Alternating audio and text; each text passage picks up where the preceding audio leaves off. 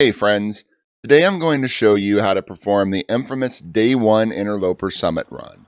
That is, starting a file in Timberwolf Mountain, a region where bedrolls do not spawn on Interloper difficulty, where you do not start with a bedroll. The goal being to reach the summit and loot the cargo containers on your very first day without using a bedroll. There are two strategies that we can use to achieve this goal. The most common approach is building a snow shelter up on the secluded shelf, so that you have the energy to climb that final rope. This requires 15 sticks and 5 cloth. Where are we going to get that cloth? Spoiler, but you're wearing 3 of those 5 pieces right now, and you'll need to find at least 2 more in the way of cloth pieces or harvestable clothing in order to pull this off. By the way, don't harvest those clothes right now. We'll do that later. The second, less common approach involves finding coffee in a cargo container while en route. We'll get into that in a moment. Both strategies start with spawning in Timberwolf Mountain and making your way to Mountaineer Hut. From there we'll be heading to the summit. Since the typical strategy is especially cloth reliant, and cloth is in short supply here, be very careful about sprains. While en route to Mountaineer Hut, they'll slow you down and then take time to rest and recover from. After leaving Mountaineer Hut, they're going to eat a bandage, which requires cloth, because you can't climb with a sprain unless you have a stem, and there will be no stems on our trip. Our current goal is to get to the Mountaineer Hut. Since we need 15 sticks, we'll be stopping to gather those along the way, along with cattail heads for tinder. So as you may know, the game loads key items into the world in a predictable way that allows you to draw inferences about what else is likely to be in the world and where you'll find it. To that end, I have a 3 out of 4 or 75% chance of having the hacksaw spawn in Timberwolf Mountain at all. If it doesn't, I can still reach the summit, but I will not be able to saw the cargo containers and loot them. So if my goal is to go there for the loot, that will be pointless. If I have a 75% chance of finding the hacksaw, then I have a 25% or 1 out of 4 chance of not finding the hacksaw. This manifests in the game by the finding of a heavy hammer in the fishing cabin underneath the potbelly stove. If I find that, for purposes of looting the summit, I will know that this file's attempt is over.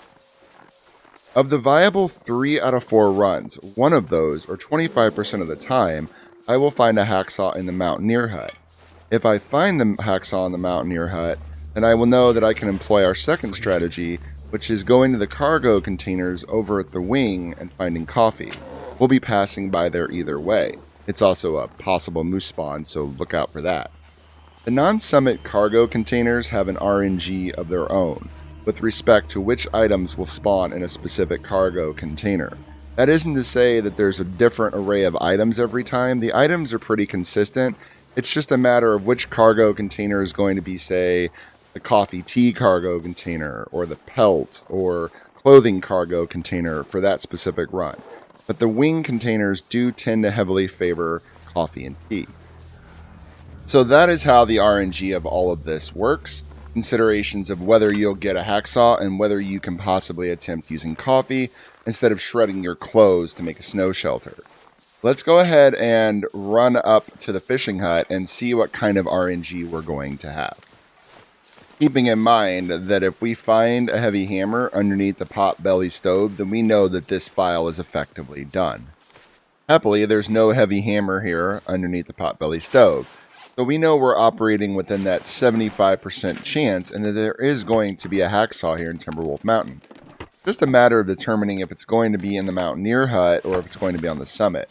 There is a 2/3 chance now that it's going to be on the summit and a 1/3 chance that we find it in the Mountaineer Hut. As soon as we get into Mountaineer Hut, we're going to loot it thoroughly. We're going to check above and then below the work table for a heavy hammer or a hacksaw. There may not be either. Then we're going to check around the room for anything in the hatch.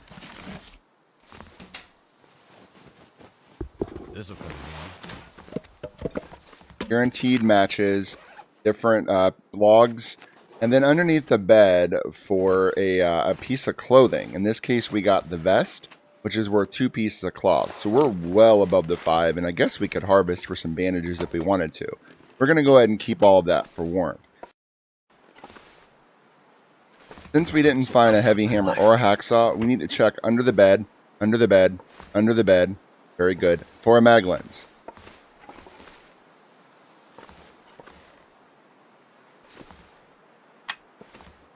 That tells me that there's going to be a hacksaw on the summit of Timberwolf Mountain.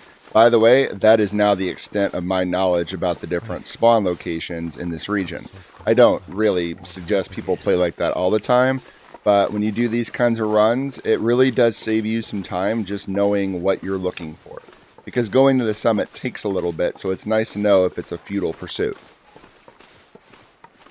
While useful, knowing the RNG, knowing the math, not strictly necessary, you can keep starting new interloper files and just go and check the fishing cabin and the mountaineer hut until you get a hacksaw. You will tear your eyes out. After about 5 runs and 4 of them are Ash Canyon and you're trying to start here in Timberwolf Mountain. That's just how it goes. So trust me when I tell you just knowing that little bit is going to save you a fair bit of time. But all that's left now is your standard summit run. Keeping in mind, we're still in day 1 territory. We don't have a pair of gloves. You may end up having gloves and not a hat. So we have to make all deliberate haste, but we also need to try to avoid frostbite because the goal is to have a viable run.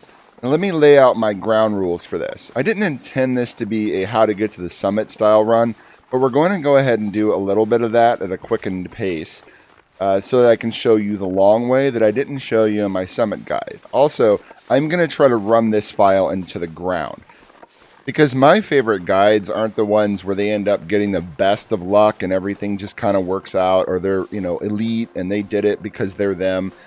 I like the guides where they enunciate best practices but then push things to their limit to demonstrate that this is accessible. So I do want to show you that if I can survive making a lot of mistakes, starving, not drinking, you can pull this off by, say, getting a little lost or struggling a little bit. Just avoid sprains and avoid frostbite. We're going to brush by it real fast, but that is the cargo container I alluded to earlier. It has 2 compartments that you have to saw, and you can search each one in pursuit of coffee and or tea. We're never going to know because we don't have a hacksaw. That just wasn't our story this time. So like I said, I do want to leave this as a resource for folks who maybe need a little bit of assistance getting to the summit. So we're going to go ahead and speed this up, and we're going to head over to a place called Deer Clearing to shake the hypothermia risk. If you maybe need a slower take, you can definitely slow this down through YouTube. Here's a little traveling music. This is Panama Hat by Audionautix.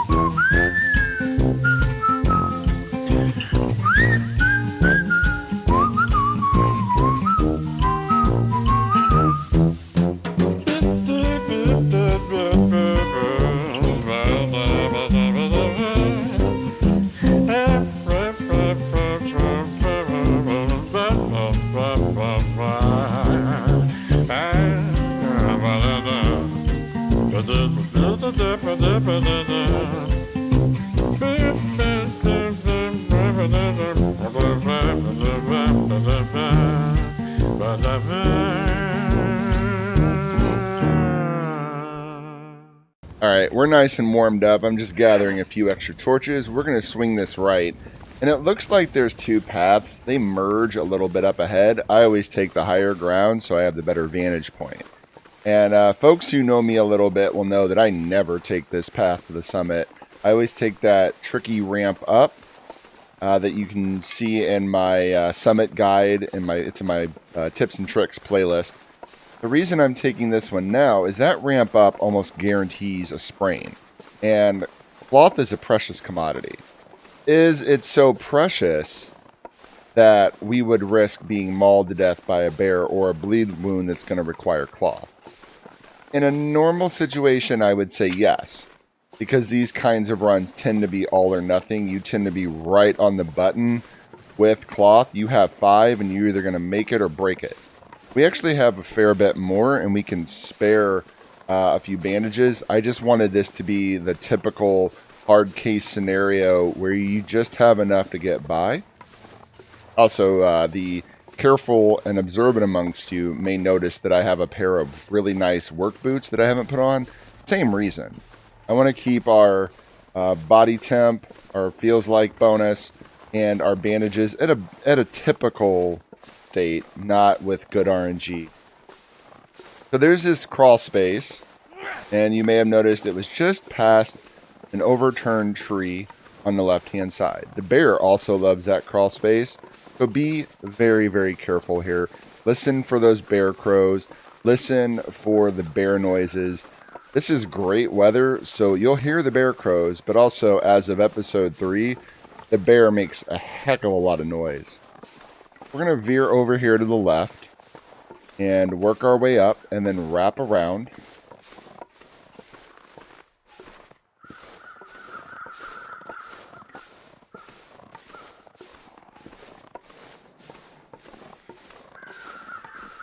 Funny how the absence of the bear noises is never really that comforting. You're just convinced like you're out of earshot, but it's certainly there. That's a healthy attitude to have.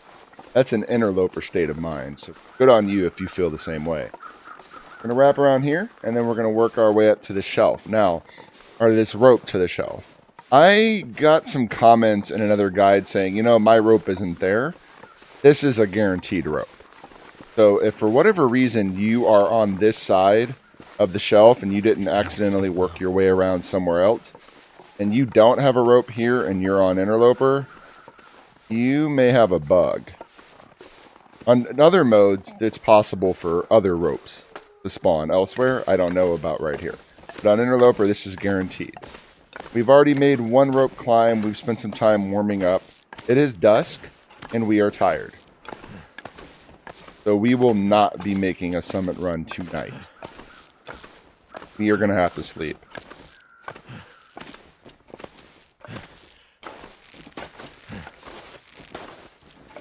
Surprisingly close. So inside the cave... Oh, welcome to this secluded shelf. Inside the cave, we're going to help ourselves to as much coal as we can get.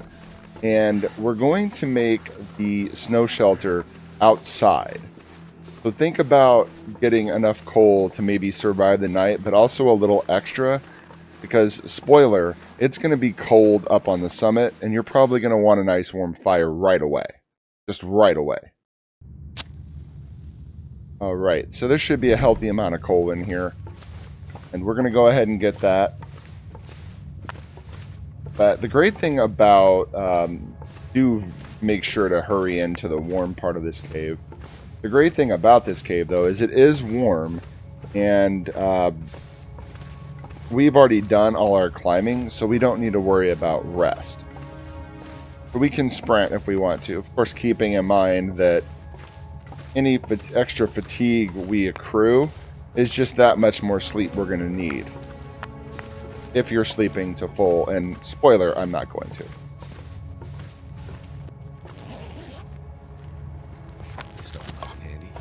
So that's a lot of nice loot, and I'm sure some folks would love those books to read and get your skill up. I'm probably going to set it on fire.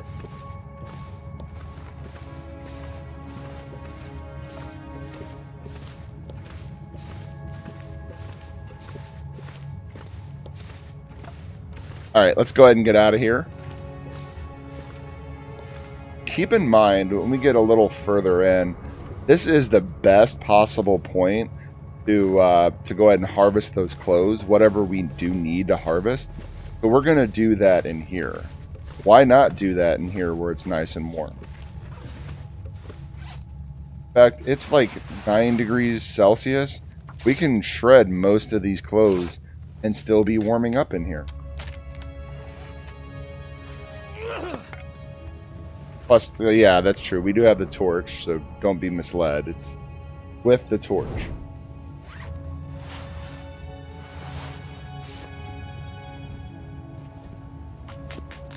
I could use a drink.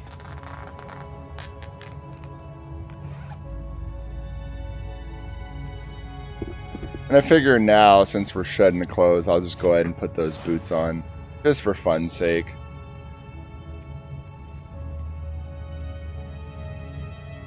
Somebody out there who is perceptive and suspicious is thinking, yeah, I bet you just forgot to put them on before. That person is 100% correct. Well done. We're going to run outside. There is a cave where we can build a snow shelter, but there's a little bit of a trick.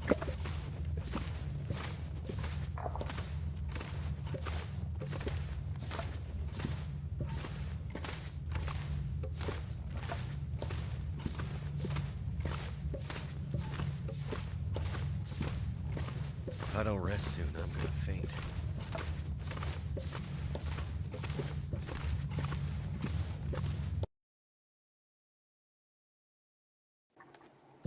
Okay, so it is dark out here, but down off of this shelf and around the way to the right, there's going to be this sort of not 100% warm, but enclosed style cave. Typically a deer in front of it, a deer carcass. Not the greatest visibility, but you take the RNG you're dealt. Okay, so there it is up ahead. I have never had a fire blown out in here, but that is not the same as saying that it couldn't happen. In fact, I'm not aware of any outdoorsy style cave where a fire doesn't get blown out at some point. Heck, they can get blown out in those little tubes in the courtyard of the hydro dam. But I have never had a fire blown out. I recommend building the snow shelter first. Even though it's counterintuitive, it's a real chore to find that perfect spot to build it. It takes almost an hour to build while you're freezing and losing condition. But if you were to map out exactly where it'll let you build, and then put up a campfire somewhere close by, but not interfering with that, the game is still going to say that it's too close to an existing object, and it's not going to let you build a snow shelter. You only have so many places you can build a snow shelter, so you can really do a number on yourself. That was more true back before we could break down campfires, but it's still a pain. So just build the snow shelter first, if at all possible. I didn't notice this before, but they have definitely updated Will's campfire reactions. Instead of, come on, it's, come on, come on. It's subtle, but it's there. Very nice. Also, I'm not having any luck. Come on.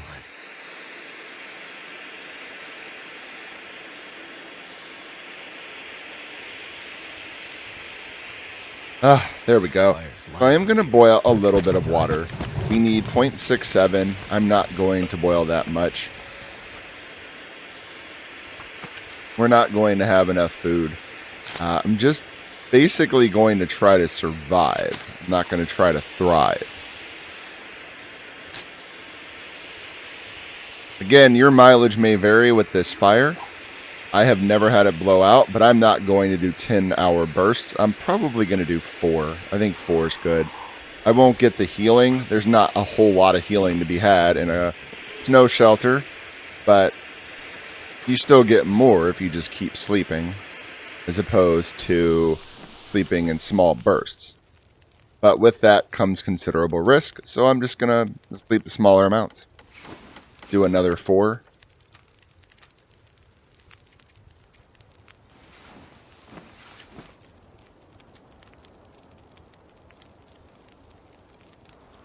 Oh, nice. Outstanding. I wouldn't have it any other way. So we're going to monitor this fire. It's got about an hour left. Never thought I'd be Let's dying from go ahead and get starvation. another hour. Just for visibility's sake. But I'm not going to delay any more than that. Alright, we're going to head out.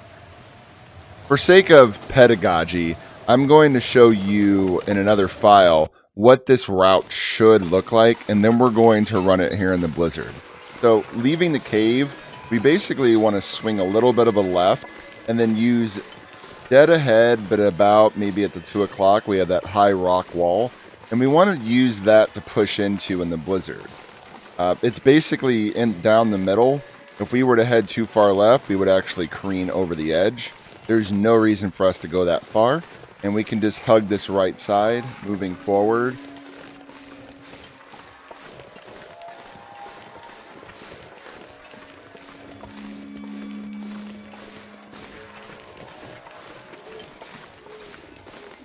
Get out of the way, tree. I love you, tree. Just kidding. There's the rope. We're going to skip this climb and resume at the top.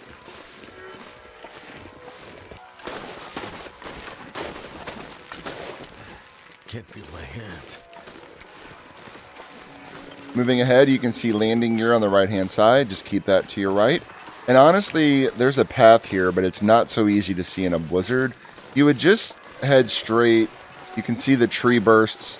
Keep them right and left, respectively, and just move straight forward. You can see the tree bursts in a blizzard. They're hard to miss. So cold. And you'll work your way straight to the tail section. Good enough? Let's do this. So again, veering left and then using the rock face on the right to guide us around to the rope.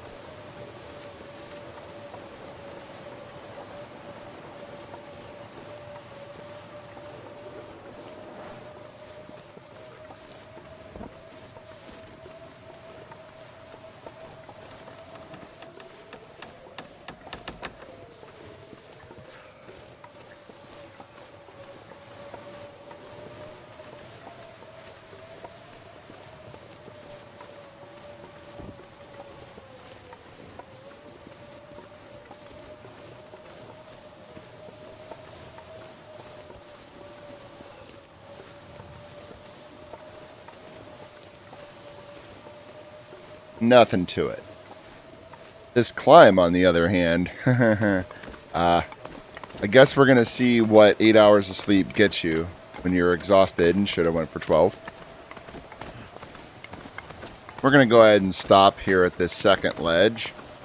In the post-episode 3 world, it is quite possible to make a straight shot of it. I'm not going to recommend it because I don't want you coming back to me saying your file got wrecked on my advice to just go for it. I'm just going to say it's quite possible. It's not going to be possible in my case, so we're resting for sure. All right, let's go for this. Too cold to think.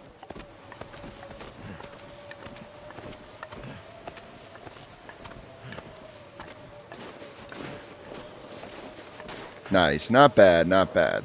Now let's see if I can follow my own advice about the landing gear. Landing gear on the right. He doesn't seem so crazy right now. But, you know, completely derailed by a stick. Tree bursts on the left and right.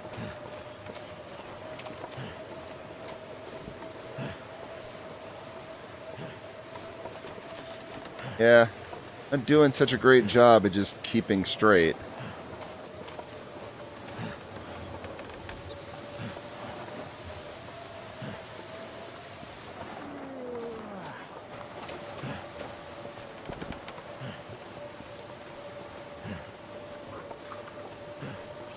So, as you can see, I'm not following my advice so well, but we're here. And we're going to grab some items. We're freezing. I'm not sure where to find the hacksaw, but I'm going to go ahead and get some things to start a fire, and maybe the distress pistol goodies just to show you.